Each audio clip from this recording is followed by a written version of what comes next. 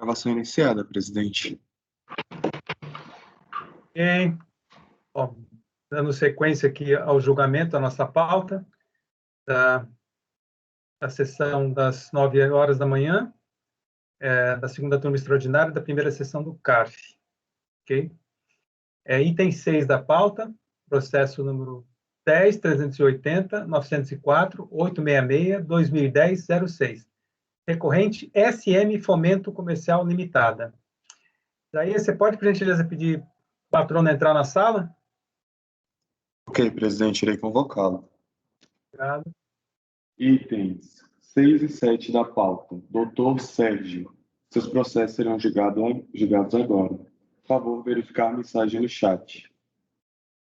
Itens 6 e 7 da pauta. Doutor Sérgio. Seus processos serão julgados agora. Por favor, verificar a mensagem no chat. Patrono convocado, presidente. Ok, grato.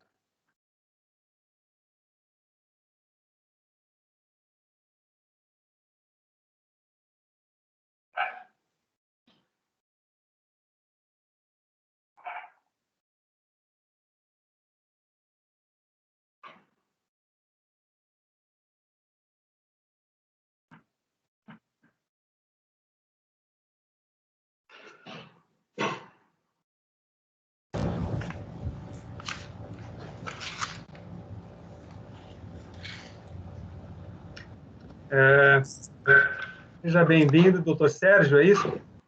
Isso. Bom dia. Bom dia. O processo da SM Fomento Comercial está sob a relatoria do doutor Rafael Zedral, a quem eu passo a palavra para fazer a leitura do relatório.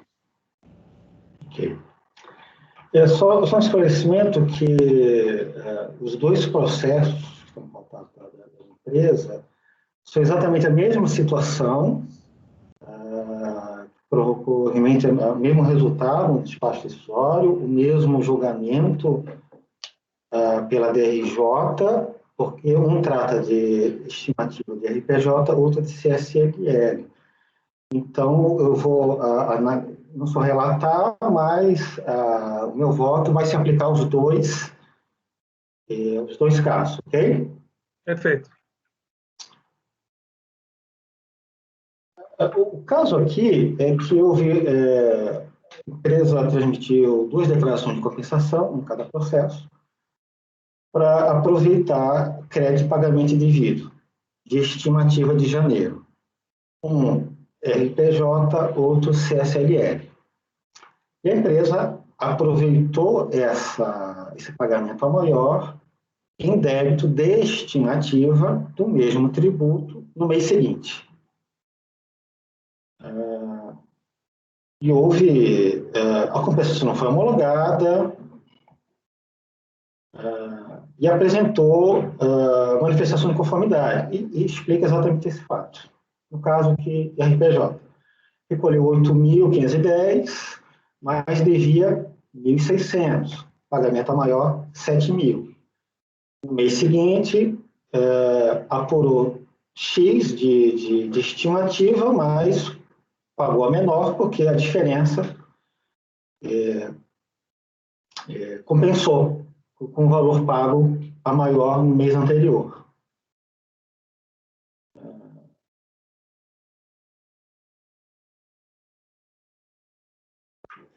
A DRJ emitiu um novo acórdão devolvendo os autos para a unidade de origem para análise do débito.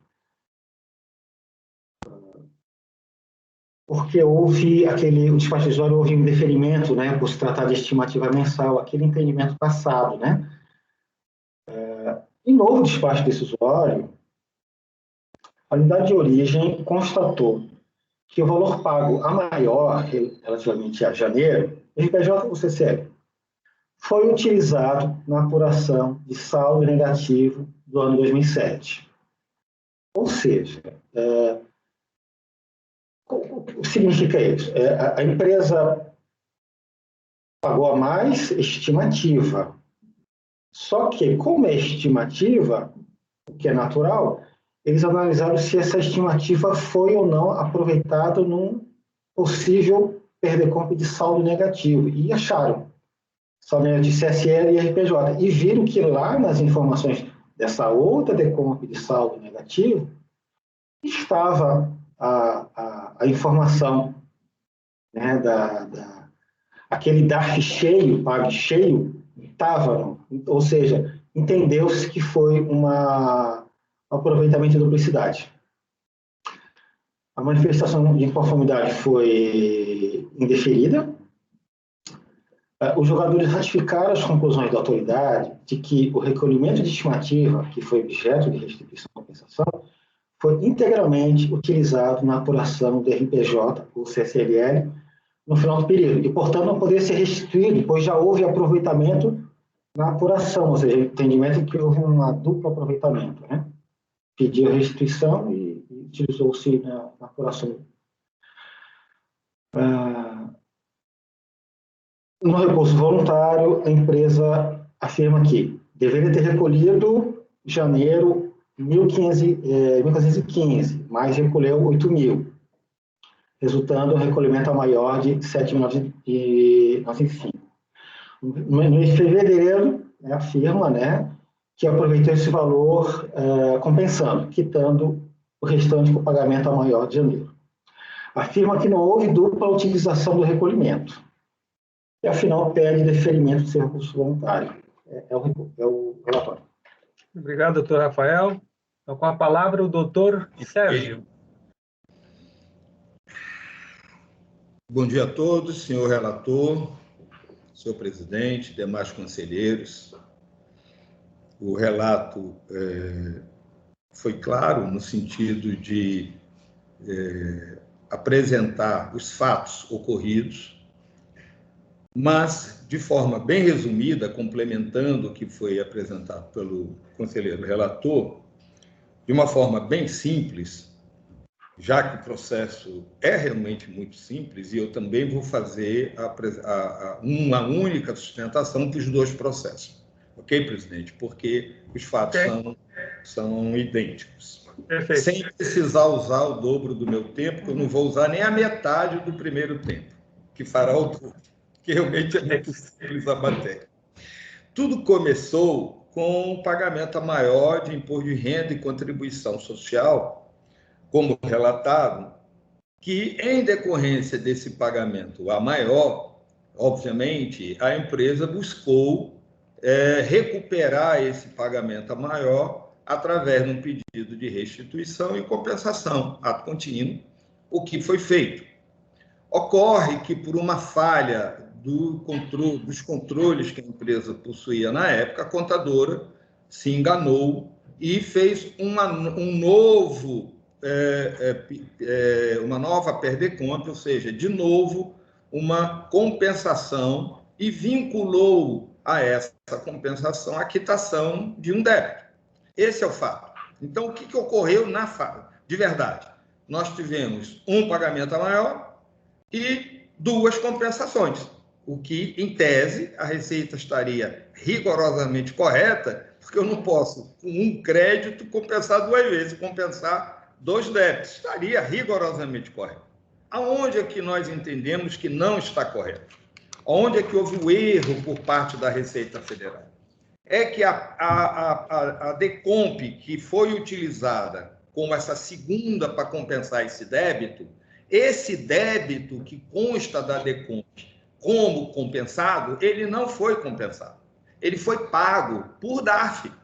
Então, essa segunda compensação, ela não ocorreu, porque o débito da segunda compensação foi quitado por meio de pagamento de um DARF. Automaticamente, não há que se falar em utilizar o mesmo crédito, porque o crédito só foi usado uma única vez para compensação. Essa segunda vez, que foi também apresentado a DECOMP, ela sequer foi homologada pela Receita Federal. Ou seja, ela não homologada pela Receita Federal, teríamos dois tipos de análise. Uma, não foi homologada, o débito existe, e aí cobra-se o débito, ou não foi homologada, o débito foi pago, não há o que cobrar, porque o débito foi pago através de um documento de arrecadação da Receita Federal. Esses são os fatos. Então, nós não estamos diante de um problema jurídico. Nós não estamos diante de um problema de interpretação de norma tributária. Nós estamos diante de um problema matemático. Somar e diminuir. Se a gente pegar o débito que a empresa apresentou, o quanto ela pagou, não há diferença. Ora, se não há diferença, não há o que ser cobrado. É matemática, é uma planilha simples, muito simples de débito e crédito, pagamentos e não pagamentos. Simples, não precisa fazer nenhuma interpretação sistemática, nenhuma interpretação teleológica, não precisa de coisa nenhuma. É matemática, é somar e diminuir. É como se eu fosse um banco com um cheque de R$1.000 para sacar na boca do caixa, o banco vai, o caixa do banco verifica que eu tenho realmente R$1.000 na conta, me entrega os R$1.000 e fica com o cheque.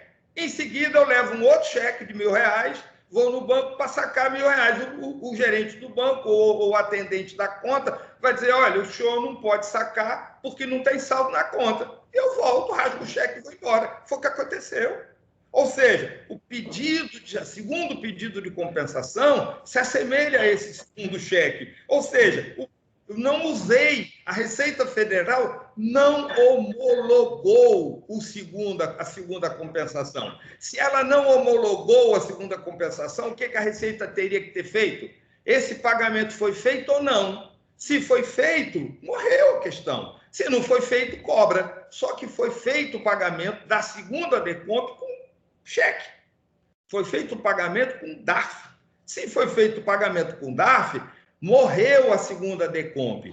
Totalmente. Ela morreu. Primeiro, porque não foi homologada. Segundo, porque a compensação que a ela estava vinculada foi paga por DARF.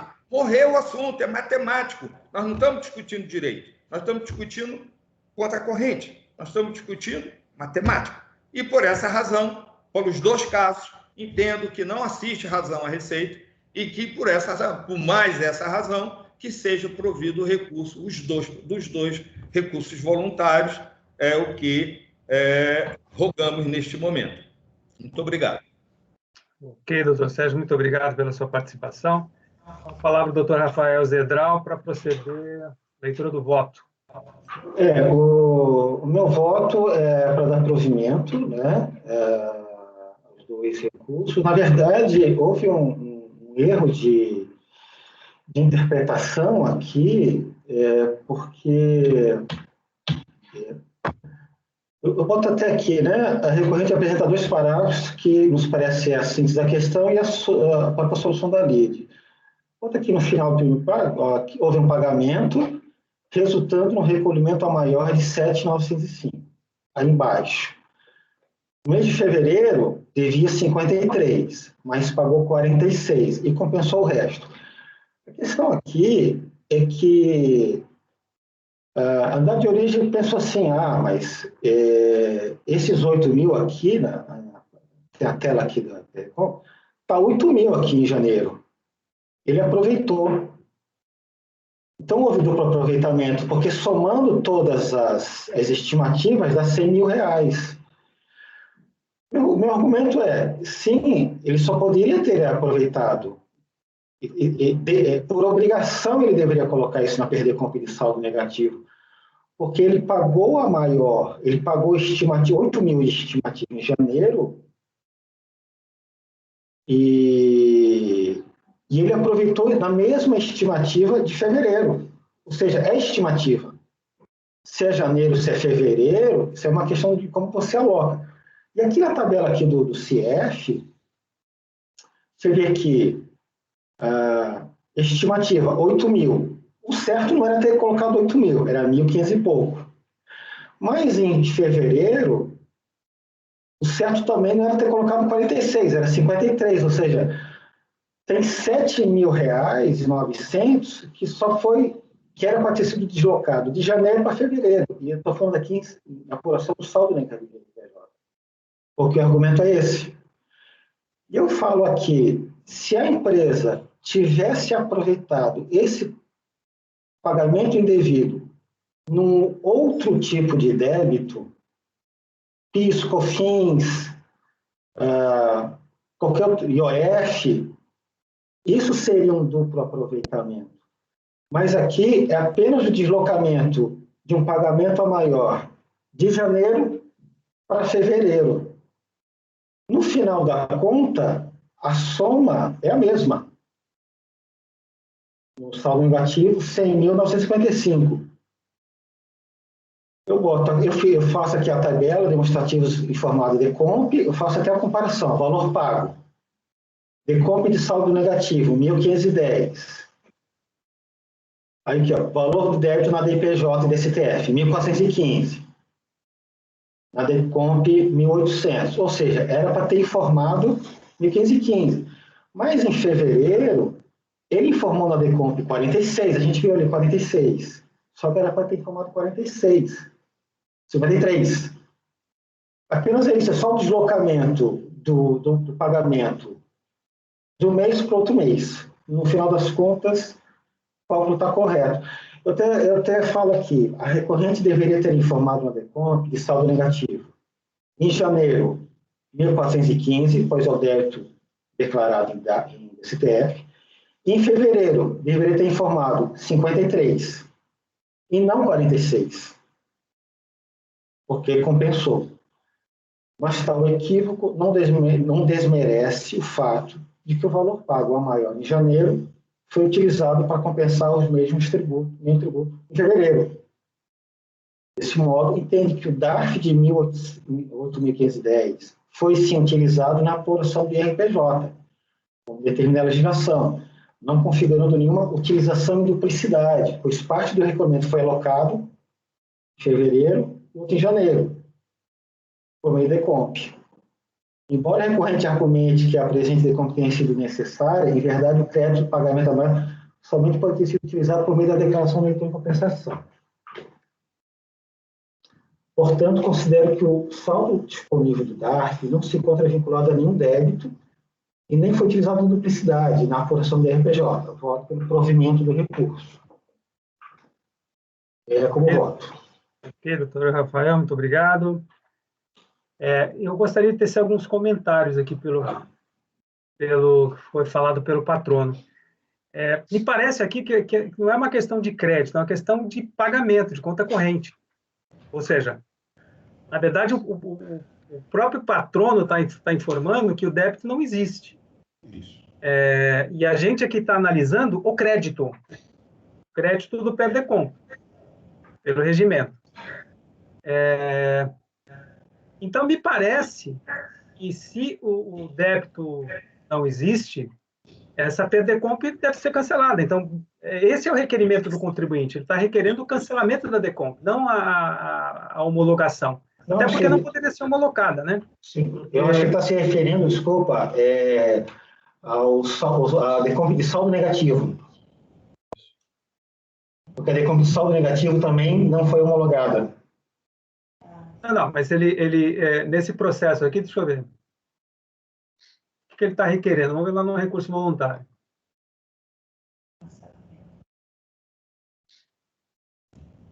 É que quando a gente fala assim, diversas DECOMPs no mesmo assunto, a confusão é...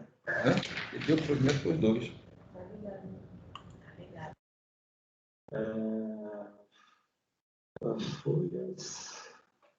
Folhas 125.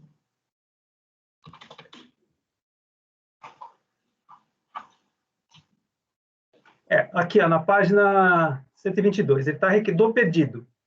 Requer a manifestante que a declaração de compensação transmitida indevidamente seja considerada nula, não declarada. E, por consequência, nulos todos os efeitos a ela vinculados. Então, o requerimento dele, o pedido dele é o cancelamento de PERDECOMP. E aí eu já tenho um posicionamento firmado sobre isso, né?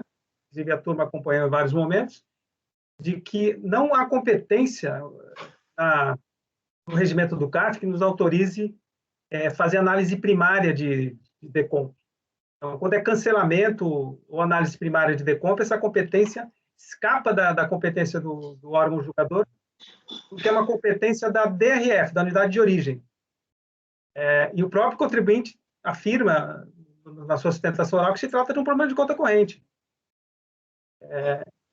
Então, o que acontece? Você não tem liquidez e certeza do crédito na forma do 170A para poder deferir essa homologação, até porque o contribuinte não quer homologação, ele quer cancelar a DECOMP. Então, a gente está fazendo um julgamento aqui, o voto é um julgamento extra petita, no meu modo de ver, né? E destoa do que foi solicitado no recurso. Então, nós temos aí competência para analisar o crédito. Se o crédito não é bom, a priori, não há por que o CARF intervir em conta corrente. Aí não é competência do CARF. Então, eu estou encaminhando a divergência para não conhecimento do recurso. Porque nós não temos competência para cancelar a DECOMP. O pedido de homologação não é o que o recorrente está requerendo, ele está requerendo o cancelamento da DECOMP. Não há liquidez e certeza no crédito tributário, porque o crédito não é bom, né? Enfim. Desculpa, por que o crédito não é bom? Não entendi. Na verdade, a DECOMP ela vai fazer frente a um débito que, segundo o recorrente, já foi pago, né? O crédito tem que ser apurado, porque o que acontece? Só um minutinho, doutor, eu já te passo a palavra, doutor. Esse tipo de análise, por tudo que eu falei, eu acho que não cabe ao órgão colegiado. Até porque, mesmo que ele esteja certo, ele não sofre o contraditório da unidade de origem. Então, ainda que fosse possível fazer isso, ele teria que baixar, no meu modo de entender, uma diligência. Aí sim, se submetida ao contraditório, enfim, a todas as especificações do processo, do direito processual, vamos dizer assim, né? Enfim, eu encaminho nesse sentido. Doutor, o senhor quer fazer algum esclarecimento? Pois não, com a palavra. É uma questão de fato, presidente. Eu concordo plenamente que seria supressão de instância, concordo plenamente com a sua interpretação, corretíssima. Só tem um detalhe que precisa ser observado. Quando a DECOMP não é conhecida, se ela não foi considerada pela Receita Federal, ela tem que ser desconsiderada no todo.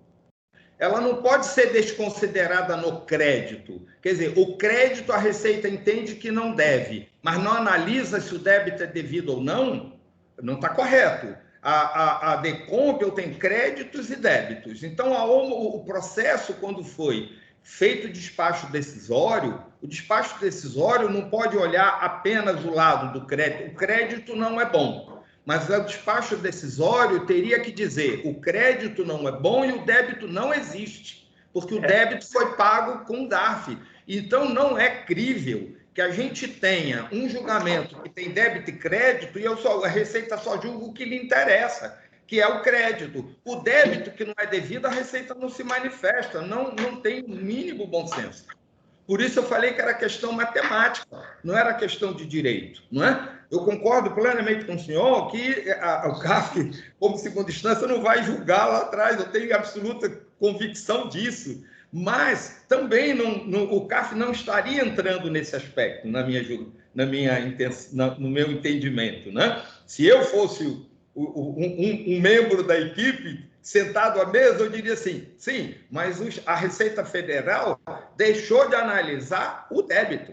Ela só analisou um pedaço da DECOMP. Então, como o débito tem prova nos autos com os DARFs, não precisa baixar em diligência para isso, mas tem prova nos autos, que o montante de débito do período foi recolhido, não há o que se discutir quanto à qualidade do direito. Foi isso, esse desculpa, mas era necessário ser essa apreciação. Doutor, só um esclarecimento. De que débito o senhor está se referindo, que não existe, que foi pago com débito? Qual débito o senhor está se referindo especificamente? Se nós pegarmos os saldos que eram devidos das antecipações, das apurações, o quanto foi recolhido para essas apurações.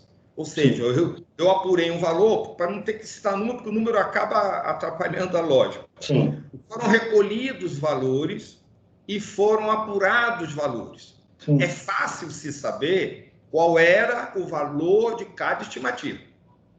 Também é fácil saber quanto se pagou por essa estimativa, porque tem os documentos de arrecadação correspondentes. Então, certo. O que foi pago a maior foi compensado no período seguinte, como mesmo foi relatado. Não importa se em janeiro, em fevereiro, mas foi recolhido a maior e foi compensado. Se eu esquecer a forma de cálculo e fizer um cálculo geral, ou seja, tudo que era devido em janeiro, em fevereiro, em março, em abril, até dezembro, e tudo que foi recolhido no período, não há débito.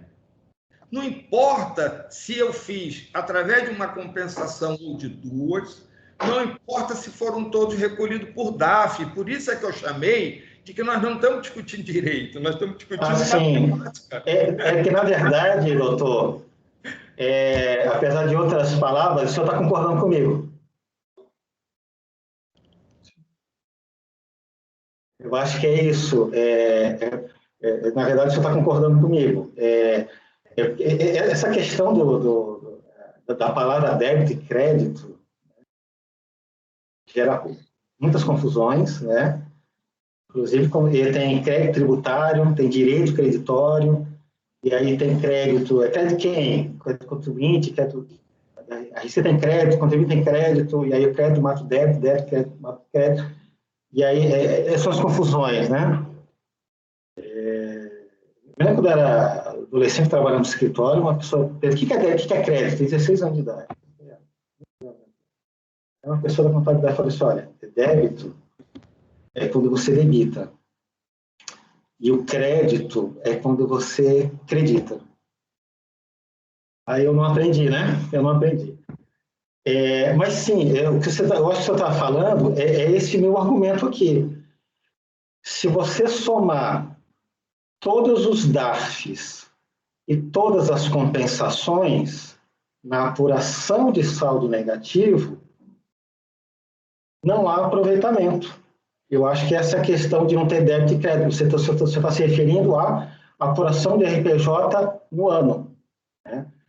Porque foi esse o argumento da DRF. A DRF falou assim, olha, pagou a maior sim, pagou a maior. Só que eu estou vendo aqui uma outra decomp, uma outra situação, decomp de saldo negativo, e olha ali o DARF cheio aí de janeiro.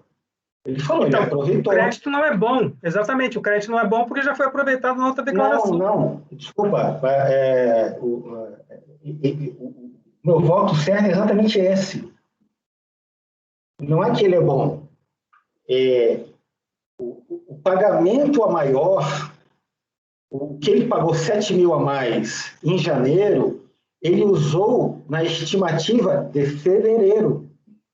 Mas isso não está na Decomp. Para ajustar a tua tese à verdade jurídica, vamos dizer assim, ele teria que alterar os valores do PERDECOMP. Qual PERDECOMP? Estou falando de dois, estou falando de saldo negativo e de pagamento devido. Desse PERDECOMP que foi apresentado. Ele próprio alegou que se trata de uma questão de conta corrente, quer dizer, ele está querendo a anulação da PERDECOMP. É uma questão de competência aqui, não de matéria de fato. Não, Ailton. Não. O que eu estava me referindo é porque nós estamos falando de dois DECOMPs aqui. Porque DECOMP mesmo só tem uma processo. Pagamento indevido. Aí veio a DRJ, que colocou uma outra DECOMP nessa conversa. Eu não estou nem entrando nesse mérito, eu estou entrando no mérito. O mérito é exatamente esse. O recurso, ele está pedindo alhos. Nós estamos dando bugalhos. Entendeu? A gente não tem competência. O contribuinte está pedindo o seguinte, eu quero o cancelamento dessa declaração. A pergunta é, juridicamente falando, o CARF tem competência para cancelar essa declaração? Não. Ele vai homologar essa declaração que o contribuinte disse que não presta, que tem que ser cancelada? Isso é altamente contraditório. Entendeu? O contribuinte é um julgamento extra petita. É uma questão jurídica, simplesmente, não é de fato. Me permite tentar esclarecer uma dúvida? teria que deixar a unidade de origem se manifestar, porque ela que faz essa análise primária, ou fazer uma formulação da análise para que tivesse um contraditório. Não simplesmente desconsiderar tudo que foi feito no processo, dizendo a unidade errou, eu estou fazendo a apuração aqui correta, essa é a verdade dos fatos. Não entendo que seja dessa maneira. Diga lá, Lucas. Presidente, obrigado. Só para ver se eu estou bem situado na divergência que está sendo aberta e nas razões do voto do relator e até na exposição do contribuinte. Pelo que eu entendi da sustentação oral do contribuinte, do acompanhamento do relatório, o contribuinte, a discussão que surgiu na DRJ ao proferir, ao julgar a manifestação de inconformidade, foi de que o contribuinte teria aproveitado, digamos assim, o mesmo direito creditório em um outro PERDECOMP via saldo negativo no ano seguinte. Não, do mesmo ano. Do mesmo ano. Né? Tá. Do mesmo ano. Só que, no entanto, o que o patrono esclareceu foi que, justamente por ter havido esse aproveitamento inicialmente em duplicidade, o contribuinte, essa decomp, segunda decomp não foi homologada, o contribuinte pagou, de maneira que, se ele pagou, não haveria o aproveitamento em duplicidade. Se eu entendi isso. A questão do pedido, entendo a espécie causada em virtude do final, digamos assim, o dispositivo do recurso voluntário ter sido direcionado à declaração de nulidade da decomp. Estou entendendo aqui que seria a segunda decomp, ao que me parece, foi o que eu entendi. Mas eu entendo que, muito embora o dispositivo do pedido, por assim dizer, esteja talvez excessivamente restrito, o pedido remoto almejado pelo contribuinte, e me pareceu pela leitura aqui do recurso voluntário, ao fim e ao cabo, o reconhecimento da ausência de aproveitamento e duplicidade do direito creditório, que, salvo engano, pelo menos ao meu ver, parece ter sido devidamente demonstrado.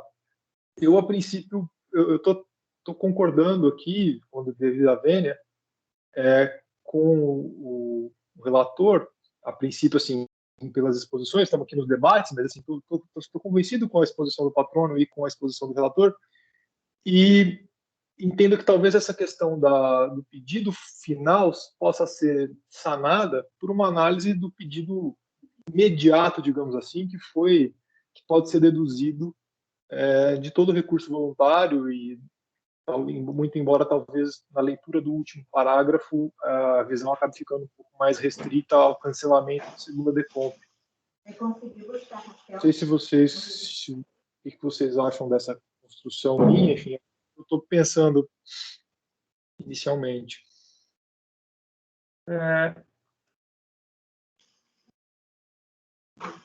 Eu acho que a alteração de decomp, para alterar o valor, ela tem que passar pela unidade de origem. Acho que não compete, e eu já tenho um posicionamento firmado nesse sentido, né? Por isso eu vou manter minha divergência. Por esses motivos. Né? Mas alguém quer falar? Não, eu mantenho. Vou ver aqui. Eu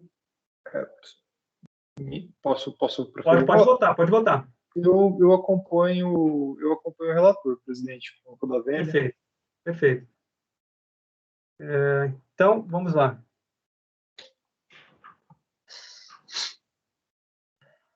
Tem 6, né?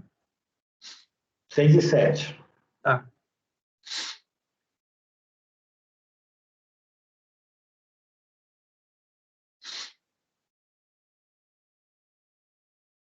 Bom, então vou proclamar o resultado do recurso. Item 6, processo número 10.380.904.866.2010.06, SM Fomento Comercial Limitada.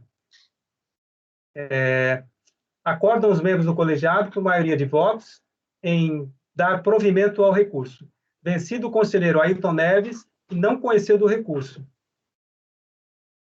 por entender que o CARF é incompetente para pronunciar sobre retificação de PED-DECOMP, de análise primária cabe à unidade de origem.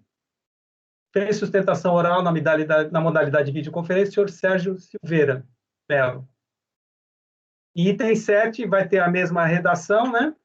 Item 7, processo número 10, 380, 904, 868, 2010, 97. Ok, doutor Sérgio? Muito obrigado pela presença. Obrigado, doutor Sérgio. Bom.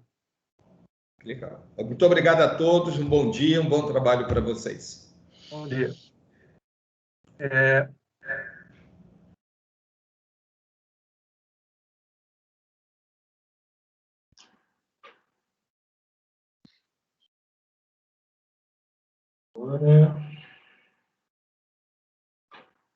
o item 5. Isaías, por gentileza, pode chamar chegou o patrono do item 5 aí, do CMPC Rio Grandense, não? Não, presidente, nem o patrono do item 5, nem o patrono do item 8 se encontra na sala. Bom, então vamos de imediato ao julgamento do item 5. Então, item 5, processo 11.080.910.722, 2011-17. Recorrente CMPC Rio Grandense Limitada. Então, com a palavra o doutor Rafael para proceder à leitura do relatório. Esse é um caso muito corrente, né, na nossa turma extraordinária, saldo negativo de RPJ do ano 2002, em que na análise eletrônica o sistema validou os pagamentos via DARF, as estimativas, mas não validou as estimativas compensadas por DECOMP. Tem aqui uma tabela que foi extraída do relatório da análise de crédito, né? Estimativa de novembro de 2002, de R$ 30.000, foi confirmado que é 74 e não confirmada a diferença, 29 mil.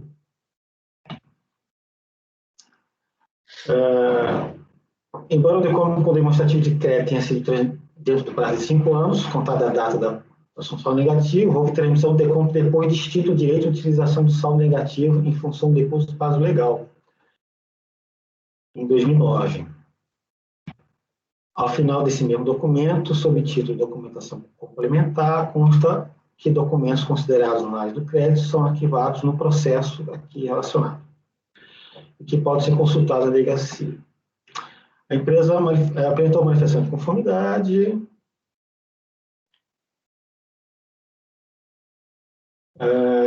diz que as decompras indeferidas, elas decorrem de saldo de créditos de IPI, e afirma aqui, inclusive mantém isso, né, de que o deferimento evitaria uma cobrança de duplicidade do débito, porque se não reconheceu o débito aqui, ele será cobrado, e da mesma forma na DECOMP, que compensou esse estimativa.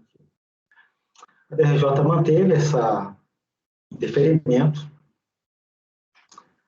Entenderam os julgadores que as parcelas de estimativa glosada, anteriormente compensadas por DECOMP, não poderiam ser validadas, pois os recursos administrativos que questionavam a homologação estavam pendentes de julgamento. E aqui um recorte aqui do acordo. Ciente da decisão da primeira instância, recurso voluntário, repito os argumentos, de que as estimativas glosadas devem ser computadas na apuração do PJ, pois no caso do sucesso de sua defesa, os respectivos processos administrativos, controlados por você daqueles débitos, a recorrente será instada a efetuar os pagamentos. A negativa de validade das parcelas implica em dupla cobrança do valor correspondente à estimativa. Cita o parecer COSIT 2 de 2018, que autoriza o cômputo de estimativa na apuração ainda que não homologadas. É o relatório. No voto, Essa é uma questão comum, né, na nossa turma, e eu defendo o posicionamento unânime da nossa turma que estimativas compensadas por decompra não homologada devem compor a apuração do DRPJ ou do CSLL. E aqui cito, inclusive, a referida parecer COSIT 2 de 2018. E cito aqui jurisprudência, emendas da nossa turma, inclusive, e vejo que isso aqui é um caso comum e pacificado na nossa turma. Voto para dar provimento e reconhecer saldo negativo de RPJ no valor de R$ 69.065, homologando as compensações até o limite do crédito reconhecido. É como voto. Ok, doutor Rafael. Bom, eu não tenho nenhum esclarecimento a pedir. Doutor Lucas, como voto? Também não tenho nenhum esclarecimento, embora recém-integrante essa turma, acompanhe o posicionamento anteriormente vigente, já manifestei isso na nossa última sessão de julgamento em caráter ordinário e a famosa tese do efeito cascata. Eu acompanho o relator. Perfeito, também acompanho o relator. Então, item 5 da pauta, processo 11.080.910.722, 2011-17, recorrente CMPC Rio Grandense Limitada. Acordam os membros do colegiado, por unanimidade de votos, em dar provimento ao recurso. Não houve sustentação oral. Okay. Agora é o último item, item 8, né? Então, com a palavra, o doutor Rafael para proceder. Desculpa, deixa eu pregoar o processo. Item 8, processo número 13.502.720, 367-2011-03, embargante Viação Cidade de Alagoinhas Limitada. Com a palavra, o doutor Rafael para proceder à leitura do relatório e o voto. Trata-se de embargo de declaração opostos pelo contribuinte Viação Cidade de Alagoinha, em face do acordo proferido por essa turma, que negou provimento ao recurso voluntário. Temos aqui a emenda. Ciente da decisão, o contribuinte apresentou embargo de declaração, sob argumento de que o acordo teria omitido os pontos apresentados pela recorrente de seu voluntário, seriam relacionados. Direito adquirido à permanência no regime simples, que já era optado por Simples Federal, existência de vedação expressa na lei para a atividade de transporte municipal metropolitano, provisoriedade da atividade exercida entre dezembro de 2007 e abril de 2008, e efeito da exclusão em face do ofício da AGERBA, Agência Reguladora na Bahia, que informava que a recorrente operou linha intermunicipal metropolitana entre dezembro de 2007 e abril de 2008. Conforme o despacho Folha 61, foi dado seguimento aos embargos de declaração opostos, entendeu-se ao presidente dessa segunda turma em rejeitar em caráter definitivo os pontos relacionados de 1 a 3 acima, mas acolheu os embargos apenas quanto ao item 4, omissão e contradição quanto à data que se inicia os efeitos da exclusão do serviço nacional. Quanto a esse ponto, o embargante apresentou os seguintes argumentos. Por fim, além das omissões acima apontadas, quanto aos argumentos subsidiários, o acordo embargado incorreu omissão e contradição tocante aos efeitos da exclusão. Isso porque, apesar de que tenha admitido a partir da análise de ofício da AGERBA, que o embargante operou em intermunicipal entre dezembro de 2007 e abril de 2008, a decisão embargada manteve a decisão da primeira instância, que fixou o marco inicial dos efeitos a partir de julho, ou seja, antes. Né? Em momento algum, a decisão embargada refuta a alegação da embargante, no sentido que não exercia atividade em julho de 2007. O presente processo foi distribuído sem relator para exame dos embargos. É o relatório. No mérito, eu constato que assiste a razão a embargante. O voto do acordo recorrido assim se manifestou. O ofício da AGERBA, que a recorrente operou linha 377 Alagoinha Anhão UP, em caráter provisório até abril de 2008, segundo a recorrente, essa operação iniciou em dezembro de 2007. Portanto, a recorrente exercia atividade de verdade do transporte intermunicipal. De fato, este relator não se manifestou sobre a alegação da recorrente de que teria exercido atividade em caráter provisório, apenas a partir de dezembro, enquanto que a RFB excluiu a partir de julho, fazendo, então, a análise da questão apresentada. De início, deve-se afastar da alegação do acordo recorrido de que a modificação do objeto social mediante alteração contratual 02, registrada na JUSEB, possa ser motivo para a exclusão do Simples Nacional, visto que a soma 134 preceitou que a simples existência no contrato social de atividade vedada do Simples não resulta na exclusão do contribuinte, sendo necessário que a fiscalização comprove a efetiva execução da atividade. Assim, é necessário que o fisco comprove que a pessoa jurídica exerceu de fato a atividade considerada impeditiva, a permanência do Simples Nacional, não bastando a mera referência dessa atividade no contrato social. E pelo que consta dos autos, vejo que é incontroverso que a embargante somente passou a explorar serviço de atividade intermunicipal apenas em dezembro de 2007, como atesta a autorização, a GERDA, que autorizou o embargante a explorar serviço de transporte rodoviário intermunicipal. Portanto, considerando o disposto do artigo 17, inciso 6, da LC 123, ambos na sua redação original, a recorrente exercia atividade impeditiva a permanência em dezembro, por prestar serviço de transporte intermunicipal interestadual de passageiro. Desse modo, a exclusão da recorrente produzirá efeitos a partir de janeiro de 2008, pois o início passou a prestar em dezembro. Obrigou a recorrente a comunicar o exercício dessa atividade impeditiva, produzindo efeitos dessa exclusão no mês subsequente ao início do impedimento. Aí cito a legislação. Diante do exposto, devem ser acolhidos e providos os embargos de declaração com efeitos infringentes para sanar os vícios de omissão de obscuridade, o acórdão, com provimento parcial do recurso voluntário para declarar a exclusão do embargante a partir de janeiro de 2008. É como voto. Ok, obrigado, doutor Rafael. Bom, eu não tenho nenhum esclarecimento a pedir. Com a palavra, doutor Lucas. Oi, achei que estava mudo o microfone. A princípio, não tem nenhum esclarecimento, eu queria só checar uma redação do dispositivo legal, só para uma dúvida. Só.